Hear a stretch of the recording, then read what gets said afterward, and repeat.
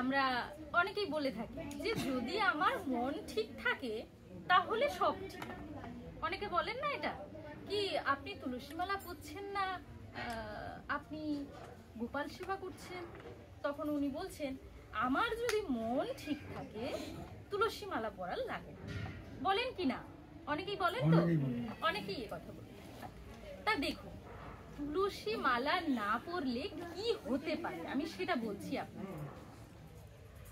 আমরা যখন ভগবানকে প্রসাদ নিবেদন করি তখন কি দিই? অন্ন প্রসাদে তুলসী পত্র দিয়ে থাকি। এটা কি দেওয়ার কোনো দরকার আছে? এই জায়গায় তুলসী পাতা না দিয়ে যদি ধনে পাতা দিয়ে অসুবিধা আছে? অসুবিধা আছে কি? কিন্তু তুলসী পাতা দিতে হবে। কেন? তুলসী পাতা দিলে সেটা শুদ্ধি হবে, তবে ভগবান এটা গ্রহণ করবেন, তাই কি না? ভগবান গ্রহণ করবেন বলে সেটাকে আগে শুদ্ধি করতে হবে। তাহলে আমাদের এত বড় মানব দেহ, সেটা যদি আমরা তুলসী কণ্ঠে না পড়ি, তুলসী মালা না পড়ি, তাহলে আমাদের এই এত বড় দেহটা কিভাবে শুদ্ধি হতে পারে? কিভাবে শুদ্ধি হবে? তখন কি আমরা বলবো আমাদের মন ঠিক থাকলে সব ঠিক? এটা কি হয়? কখনোই হয় না। গুরু চরণে থাকতে গেলে গুরুদেব যখন দীক্ষা দেন তখন আগে তুলসী মালা পড়তে হবে, তারপর তিলক ধারণ করতে হবে, তারপর গুরুদেব মন্ত্র দেবেন কানে। তার মানে কি আগে দেহটাকে শুদ্ধি করা হলো, তারপরে গুরুদেব মন্ত্র দেন।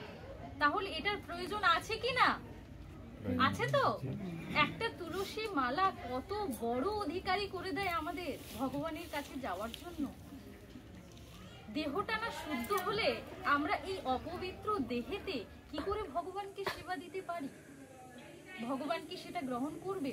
তা বাদে তো রয়েছে আমরা মন্ত্র জানি না, ভক্তি জানি না, ঠাকুরকে কান্না করে বলতে পারি না।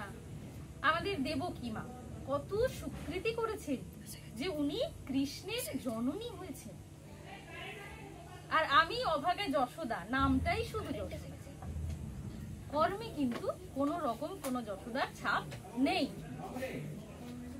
তো এইরকমই আমাদের প্রহ্লাদ মহারাজ, ধ্রুব অনেক স্বীকৃতির ফলে কিন্তু এই কৃষ্ণ প্রাপ্তি ওনারা করেছেন। তো এবার আমি বাবাকে একদিন প্রশ্ন করেছিলাম, কারেন্ট এসে গেছে? বাহ,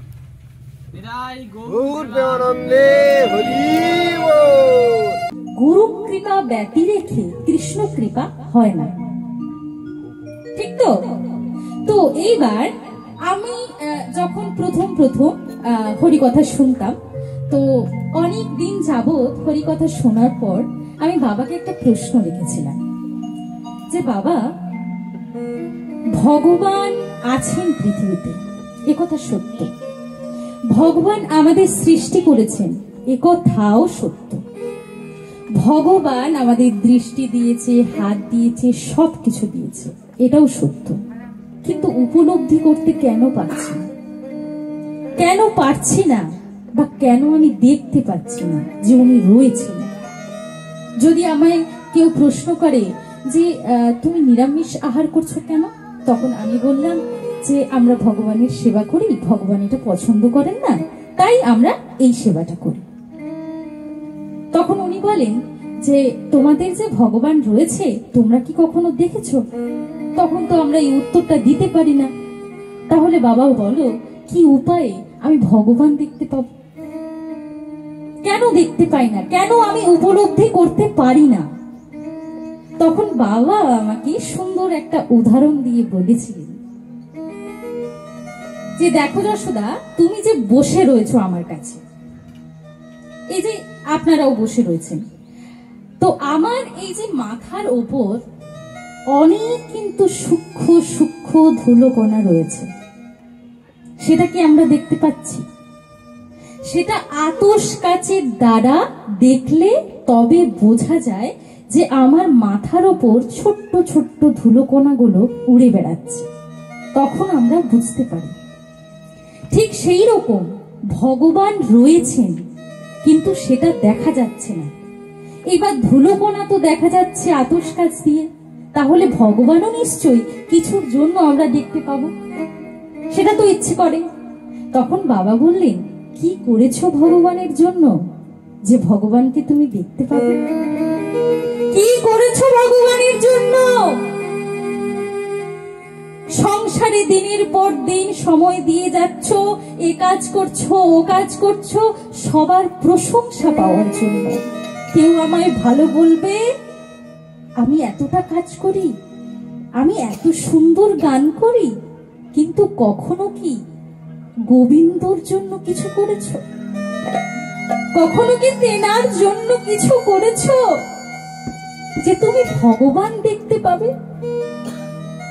প্রতিদিন একটা সময় বের করে প্রত্যেককেই কীর্তন করতে হয়, গুরু নাম জপ করতে হয়। সেটা কেন? প্রতিদিন করতে হয়, গুরু মুখে শুনেছি। তাই বেলা 1টার সময় চান করে ভগবানকে ফুল দিয়ে ধূপ দিয়ে বলছি, আমার সন্তান যেন ভালো থাকে, আমার স্বামী যেন ভালো থাকে। কেন? কেন? যিনি জীব সৃষ্টি করেছেন, যিনি এত কিছু দিয়েছেন, যেটার জন্য আমরা এত সুখ লাভ করছি, যেটার জন্য এত আনন্দ করছি, তার উপর কেন জোর দিচ্ছি না? তবুও আমরা তর্কে চলে যাই, ভগবানকে দেখতে পাবো না কেন?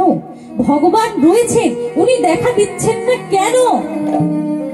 সত্যি কি উনি দেখা দিচ্ছেন না? যিনারা সাধন ভজন করছেন, ওনারা অবশ্যই তেনার দর্শন পেয়েছেন, আমরা পাই না। পাবো কি করে?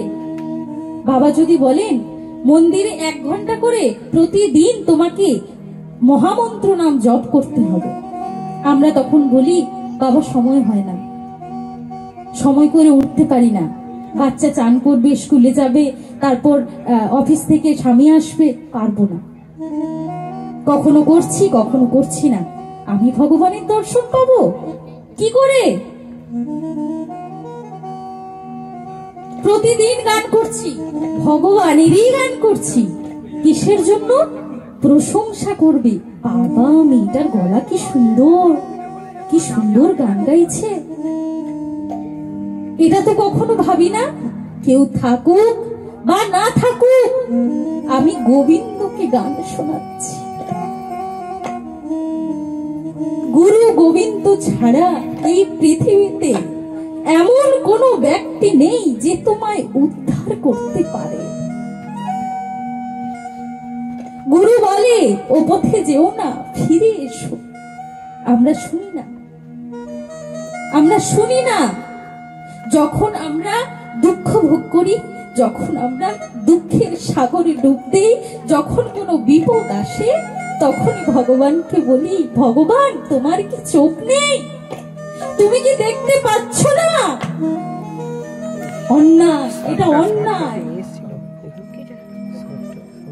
ভগবান সব জায়গায় রয়েছে, গাছেদের মধ্যে ভগবান রয়েছে, পশু পাখির মধ্যে ভগবান রয়েছে, সবার মধ্যে ভগবান রয়েছে। তাও আমরা কি করি? জীব হত্যা করি। কোন অনুষ্ঠান হলেই জীব হত্যা করি। এটা কি অন্যায় নয়?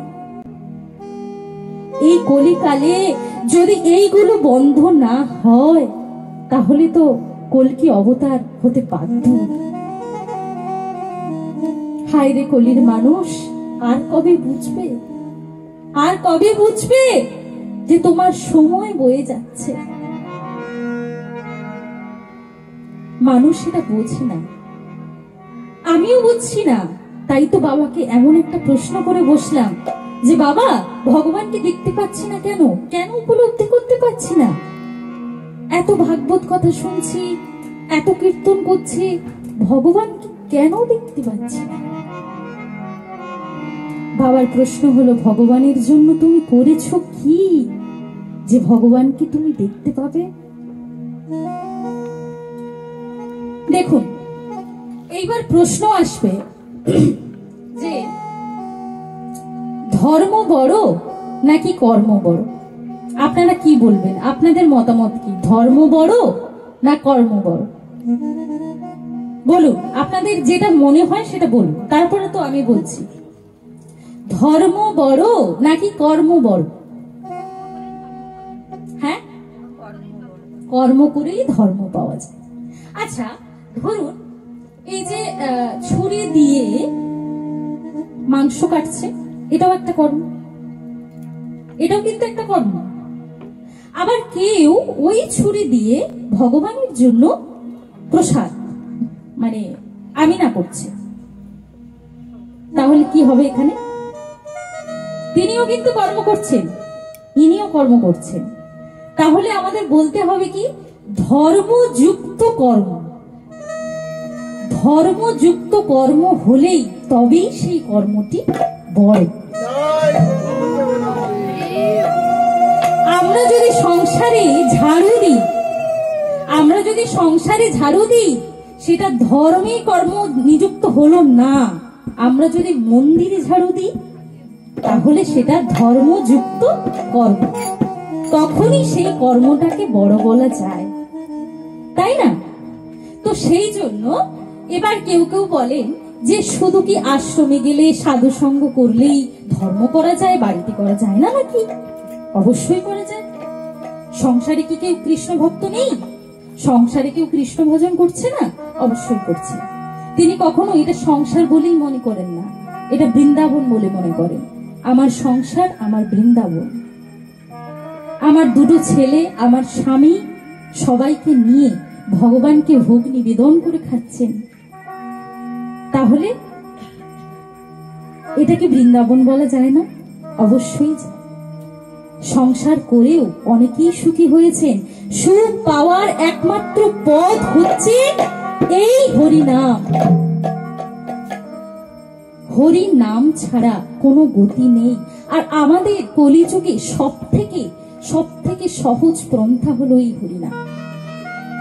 অনেক সহজ করে দিয়েছে, কারণ ভগবানও জানেন কলিযুগে মানুষের এত সময় নেই যে তেনারা যাগযজ্ঞ করবেন, পূজা পার্বণ করবেন। তাই জন্য হরিনাম দিয়েছেন, হরি কৃষ্ণ মহামন্ত্র, যেটা আপনি চলতে চলতেও করতে পারেন, অফিস যেতেও করতে পারেন, সব সময় করতে পারেন। এর থেকে আর কত সহজ করবেন উনি? তাও আমরা এই দুর্লভ মনুষ্য জন্ম লোভিয়া সংসারে কৃষ্ণ না ভজিল দুঃখ কহিব কাহারে। কাকে বলবো? আপনাকে বলবো আমার দুঃখের কথা? আপনি তো আরো বেশি করে সাজিয়ে গুছিয়ে আমাকে দুঃখের কথা বলবেন। কাকে বলবো আমার দুঃখের কথা? আমি কাকে বলবো? গুরু বলেন, একমাত্র গোবিন্দকে জানাও, যে তোমার কথাটা কারো কাছে চর্চা করবে না, যে তোমার কথা কারো পিছনে গিয়ে নিন্দা করবে না। তুমি যদি গোবিন্দকে জানাও, গোবিন্দ তোমার ঠিক পথ বের করিয়ে দেবে। আর যদি আমরা বিপদে পড়ি, ডক্টরের কাছে ছুটি। ডক্টর যদি আমাদেরকে বাঁচিয়ে দেন, আমরা বলে থাকি ডক্টর আমাদের জীবন দান করেছেন। সত্যি কি তাই? সত্যি কি তাই? ভগবান ওনাকেও যেমন জন্ম দিয়েছেন, আমাদেরকেও জন্ম দিয়েছেন। আমরা সবসময় বলি যে চমৎকারে কিছু দেখতে পাচ্ছি না, ভগবানের চমৎকারে কিছু দেখতে পাচ্ছি না। আচ্ছা বলুন তো, কোনটা চমৎকারী নয়? আমাদের যদি শরীরে একটা ব্লেড লাগাই, রক্ত আসবে কিনা? রক্ত আসবে। আর যদি একটা শিশু স্তনপান করে, দুগ্ধ আসে, এটা কি চমৎকারী নয়? সন্তান দুগ্ধ খেলে সেটা দুগ্ধ আসে, রক্ত আসে না। এটা কি চমৎকারী বলা যায় না? অবশ্যই চমৎকারী। ভগবান এরকম কিছু কিছু জিনিস এত চমৎকারী করেছেন, প্রত্যেকটি জিনিসই চমৎকারী। তাই আমাদের মানতে বাধ্য যে উনি রয়েছেন। আমরা কোনো দুঃখে, আমরা কোনো কষ্টে পড়লে তখন বলবো, ভগবান তোমার কি চোখ নেই? তুমি কি দেখতে পাচ্ছ না আমি এত বিপদে পড়েছি? আর যখন সুখে থাকি তখন তো মনে করি না, তখন তো বলি না যে ভগবান তুমি ভালো আছো? কখনো বলেছি ভগবান তোমার শরীর খারাপ করছে না, তুমি এতক্ষণ দাঁড়িয়ে রয়েছো, তোমার কষ্ট হচ্ছে না?